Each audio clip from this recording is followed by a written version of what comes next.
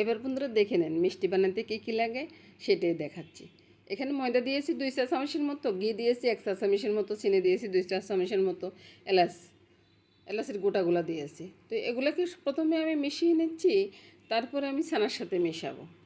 আমি মিষ্টি বানানোটা অনেক সময় দেখাই, তারপরেও অনেকে বলেন যে মিষ্টিটা হচ্ছে না।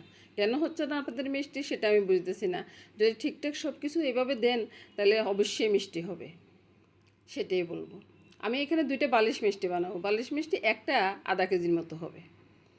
আমি ভিতরের অংশটা একটু রঙিন করতেছি, ওই জন্যে একটু ফুড কালার দিয়ে কিছুটা ছানার রং করে নিচ্ছি। এবার আমি ওই বালিশ মিষ্টিটা বানিয়ে নিচ্ছি আর কি প্রথমে। তারপরে ওই যে পঞ্চ মিষ্টিটাও আপনাদেরকে একটু করে দেখিয়ে দেব, কারণ মিষ্টি আমি সবসময় বানাই। এত মিষ্টি দেখাইতে গেলে তো অনেকে বিরক্ত হয়ে যাবেন না। তারপরেও অনেকে বলেন যে মিষ্টিটা নাকি হচ্ছে না। কেন হচ্ছে না আপনাদের মিষ্টি? আমার মিষ্টি তো হয়, আমি তো সব কিছু দেখিয়ে দিই বন্ধুরা। এই তো বালিশ মিষ্টিটা ছেড়ে দিলাম, এবার ঢাকা দিয়ে রাখবো। আর চিনি কতটুকু দিচ্ছি সেটা তো বলিনি বন্ধুরা। চিনি 1 বাটি চিনির সাথে আমি এখন 2 বাটি জল দিয়ে দিছি।